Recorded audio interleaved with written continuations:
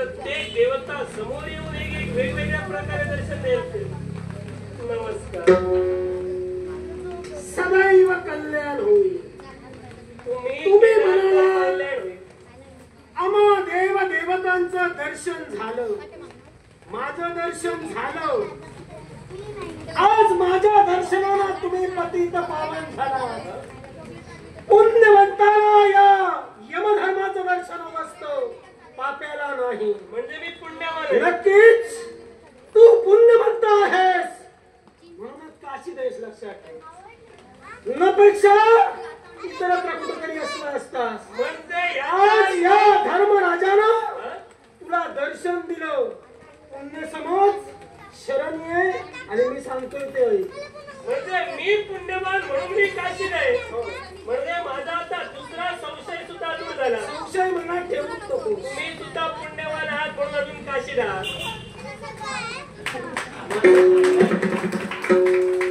आणि त्याच पुण्याला अनुसरून ज्याला धर्म म्हणून ओळखलं गेलं, ज्याला अधर्माला आतापर्यंत प्रोत्साहन दिलं नाही, तो यमधर्म.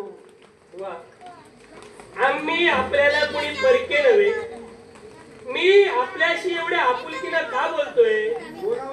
तुम्ही आमचे पूर्वज आहात. आम्हाला कळतंय. हा, कारण आम्ही मनुचे वंशज आहोत. आपण सूर्यपुत्र आहात आणि त्यामुळे आपल्या वंशाला सहाय्य करण्यासाठी पूर्वज आले म्हणून समाधान वाटले. वा वा वा, सुंदर बोललास, सुंदर विचार मांडिलेस.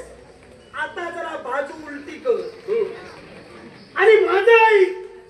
तूच म्हणालास की तुम्ही आमचे आहात, तुम्ही आमच्या कुलातील आहात. मग एखाद्या आपल्या कुलातील व्यक्ती जर का प्रतिष्ठेत असेल आणि त्या प्रतिष्ठेला जर का कायम लागत असेल तर वंशक या नात्यानं काय करावं? तुमच्या प्रतिमेला काळिंबा लागतोय असं तुमचं म्हणणं आहे? मला माझ्या प्रश्नाचं उत्तर द्या की जर समजा कायम्मा लागत असेल तर वंशकाने काय करायला हवं? प्रथमतः ती प्रतिष्ठित व्यक्ती कोण हे तर कळायला हवं. तुम्ही म्हणजे तुमच्या प्रतिष्ठेला कलंक लागतोय. आता माझ्याशिवाय प्रतिष्ठा कुणाची राहिलीच नाही. म्हणजे तुमच्या प्रतिष्ठेला कलंक लागतोय असं तुमचं म्हणणं आहे. कलंक लागण्याएवढं केलात का? मी काय केलं हे नंतर मला सांग. त्या वंशकानं काय करावं प्रथम सांग. मी त्यानं काय केलं, कुणी काय केलं सारं सांगणार आहे. मग मी तू माझं हे लक्षात ठेवून उत्तर दे. तुम्ही सुद्धा आमचे आहात म्हणून मी बोलतोय.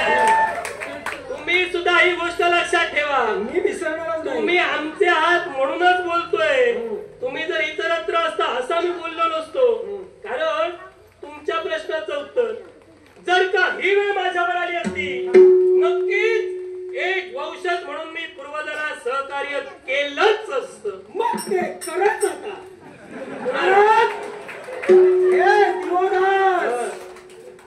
मी माझ्या कर्तव्याशी एकनिष्ठ आहे. मी सुद्धा 6 लक्ष प्राणांची घडामोड करावी हे यमधर्माचं कर्तव्य. पण आज विचार करावाच लागतो. विचार या काशीतून एकही प्राण या यमाच्या पाशात येत नाही.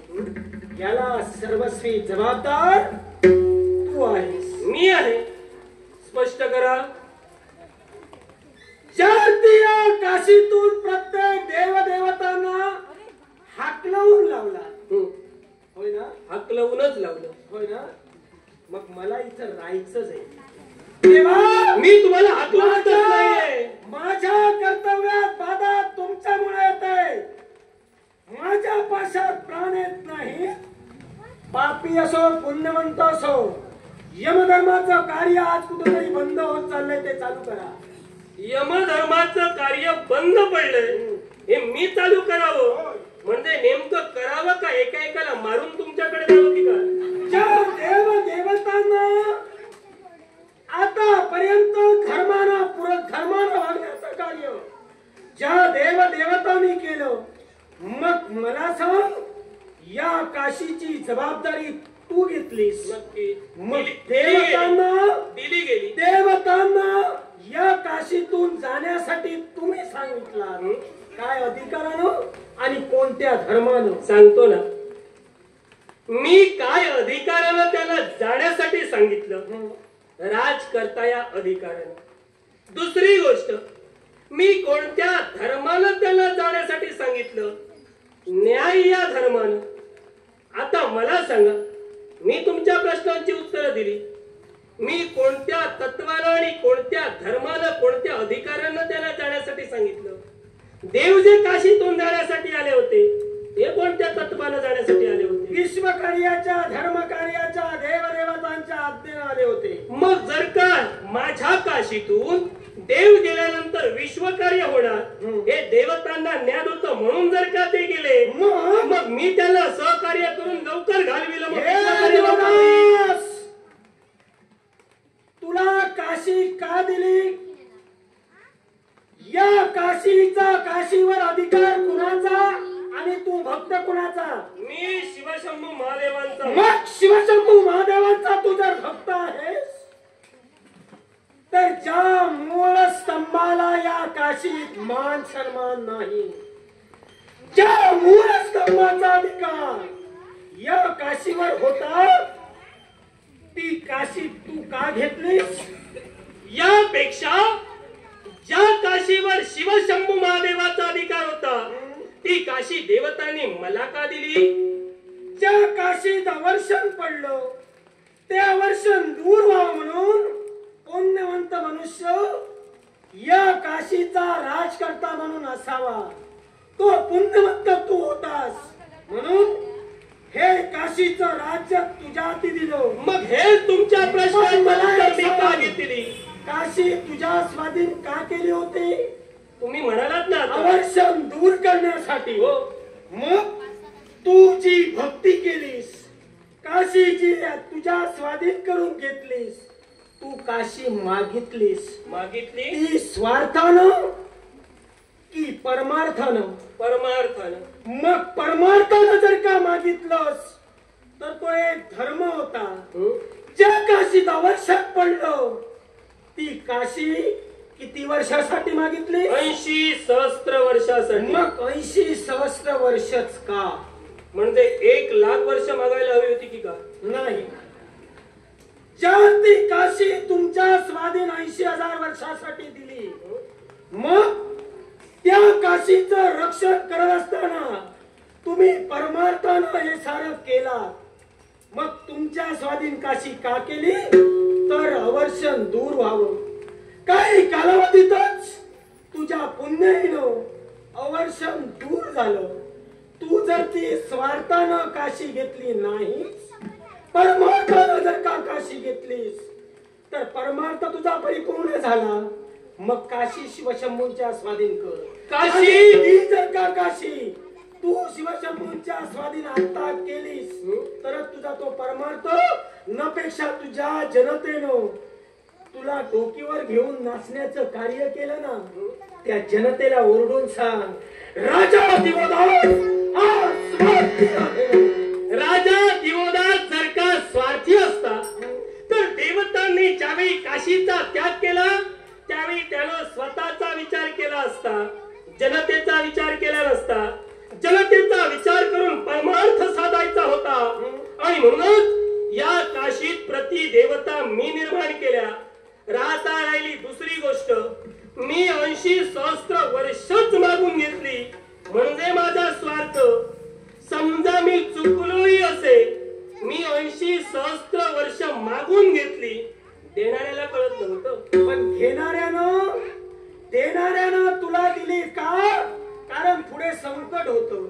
त्या संकटावर मात व्हावी म्हणून तुझ्या स्वाधीन केली. म्हणजे देवाला ज्यावेळी संकट आलं त्यावेळी माझ्यावर माफी मारणार आणि संकट निवारण झाल्यानंतर पुन्हा घ्यायला येणार की काय? मग तूच म्हणालास मी परमार्थानं काशी घेतली, स्वार्थानं नव्हे. जर स्वार्थानं घेतलीस तर ती काशी तुझ्या जवळ नाही, आणि जर का परमार्थानं घेतलीस तर ती काशी शिवशंभूंना पुनश्च दे. शिवशंभू महादेवांना काशीतून जा असं या दिवोदासनं केव्हा सांगितलं नव्हतं. त्यामुळे शिवशंभूला काशीत पुन्हा या असा सुद्धा दिवोदास केव्हा सांगणार नाही. वा. राहता राहिली दुसरी शोभला, गोष्ट. साई. राहता राहिली थांब. मी बोलत असताना मी बोलत असताना नाही तू तर माझं ऐकून घ्यावंच लागेल. शांत राहा. जर का या शिवशंभू महादेवांना मी जा म्हणून सांगितलं नाही तर शिवशंभू महादेवांना मी या म्हणून सुद्धा सांगणार नाही. राहता राहिली दुसरी गोष्ट. तुझ्या पाशात माझ्या काशीतील जनतेचे प्राण येत नाही.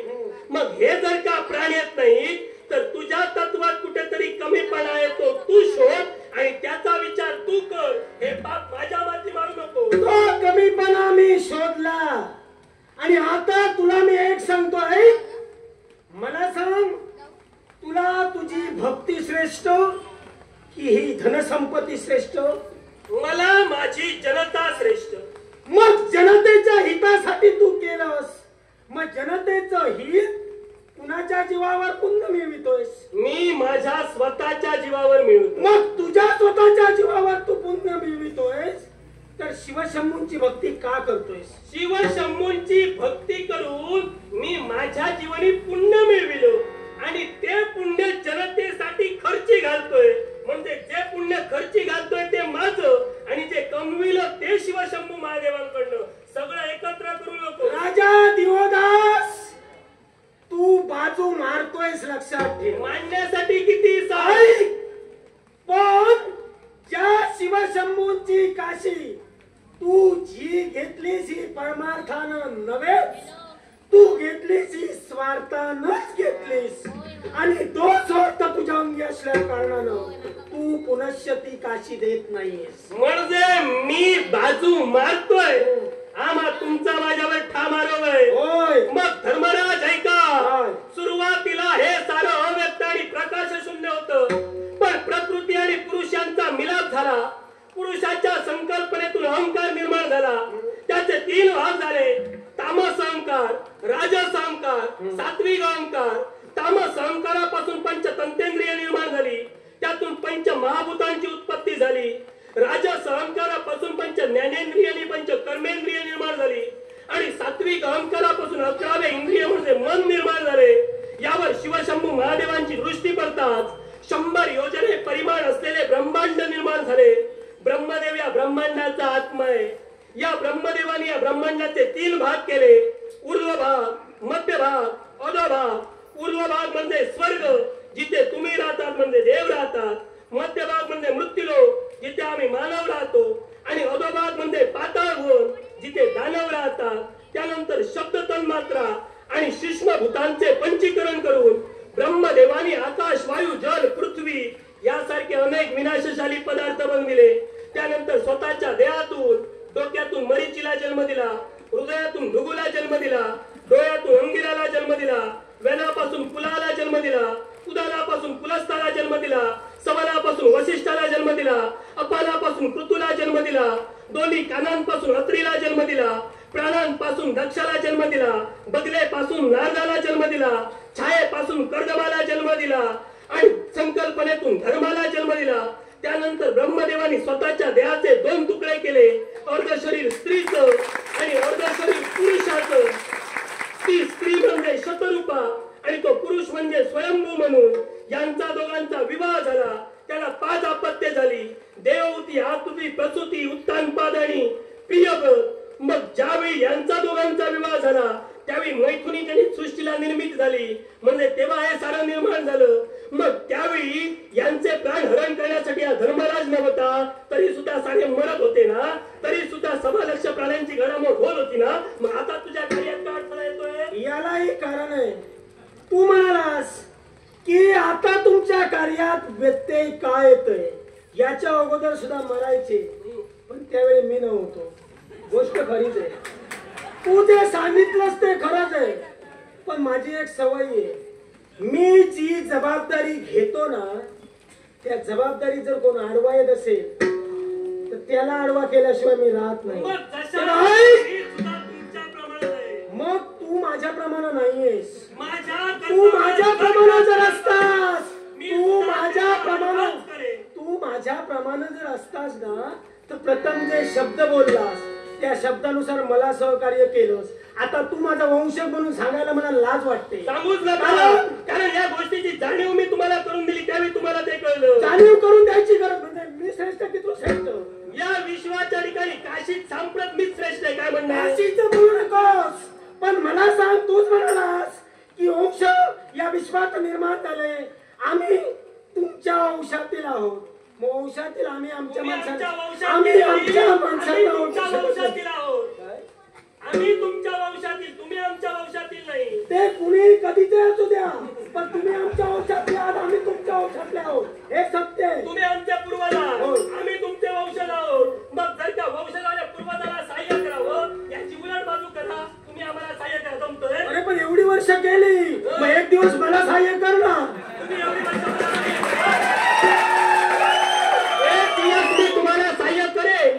एवढी वर्ष तुम्ही मला सहाय्य केलात. नक्कीच. काय केलं? मग एवढी वर्ष राज्य कसं काय चालविलं? एवढी वर्ष एवढी वर्ष राज्य कसं एवढी वर्ष राज्य चालविलं मी.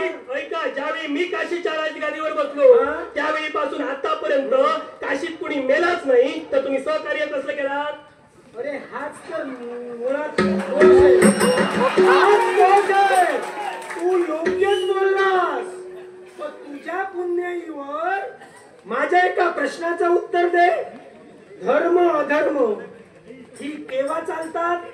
विश्वात ज्यावेळी एखाद्याकडनं कृती होते हं. त्यावेळी त्यावर धर्म आणि अधर्म चालतात. मग धर्म अधर्म जर का समतोल नसेल तर विश्व घडू शकतं? मुळीच नाही. मग हेच होत नाही ना. काय होत नाही? मला हेच म्हणायचंय, तुझ्या राज्यातून जर कुणी मेलं नाही, सारे जर का जन्माला आले, तर हे तुझं काशीचं राज्य त्यांना राहायला पुरेल का? म्हणजे या विश्वात देवापेक्षा मानव श्रेष्ठ हे तुम्ही मान्य करता?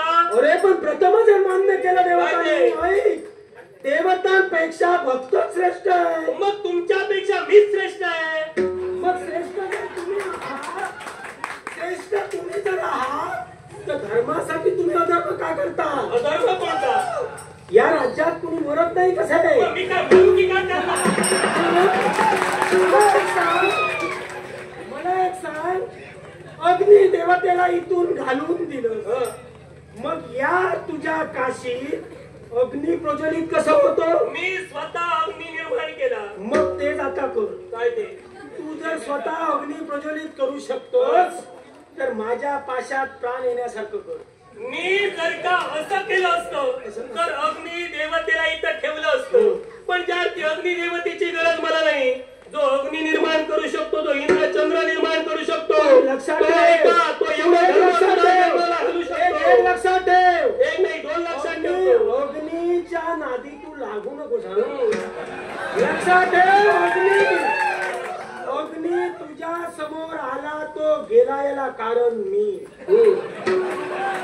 तुम्ही अग्नीची मोठेपणा तो गेल्यानंतर मला सांगू नका. तुमचं काय असेल ते सांगा. कारण त्यानं जर का प्रज्वलित होणं जर का वाढवलं असतं, तर तुझं काय केलं असतं याचा ठाण न पत्ता. तेव्हा हे सांगतोय, धर्मराज, जो दिवोदास प्रति अग्नी निर्माण करू शकतो, तो अग्नी प्रज्वलित झालेला शांत कसा करावा हे सुद्धा मला ज्ञान आहे. तेव्हा अकलेचे धडे तुम्ही मला देऊ नका. तुम्ही काय करणार ते मला सांगा. अकलेचे धडे तुला शिकवत नाहीये.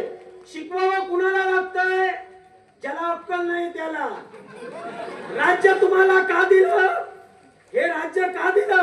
अवर्षण दूर करण्यासाठी नाही, तुम्ही त्या योग्यतेचं होतात म्हणून दिलं. तुम्हाला अक्कल मी का शिकवावी? मग जर का जवळती अक्कल होती म्हणूनच दिलं ना. मग जर का माझ्या जवळती जर अक्कल होती तर अग्निदेवतेची मोठेपणा माझ्या पुढ्यात का सांगतात? याला कारण काय आहे, ते? मी अग्नी पाहिलेला आहे. हा. मी अग्नी पाहिलेला आहे. तो अग्नी तुमच्या समोर प्रज्वलित झाला असेल, तुम्हाला त्याचे चटके लागले असतील. तुम्ही त्याच्यावरून मला सांगू नका. ही काशी माझी आहे. राजा दिवोदास त्याचा चटका हळूहळू बांधतो. लक्षात, त्यानं जर चटका एकदा देण्याचा प्रयत्न जर केला, तो एकाच वेळी चटका देत नाही, तो हळूहळू चटका देतो. म्हणजे अनुभवाचे बोलतो. होय होय. चटके तुम्हाला लागले. होय, याला कारण आहे. सारे ज्यावेळी समतोल राहतील ना, त्याच वेळी विश्व चालतो. एखाद्या वेळेस आम्हाला अग्नीला सुद्धा सहकार्य करावं लागतं, तेव्हा तो कुठेतरी मला सहकार्य करतो. तसंच आता जर का तू मला सहकार्य केलंस तर केव्हा तरी मी तुला दोनदा सहकार्य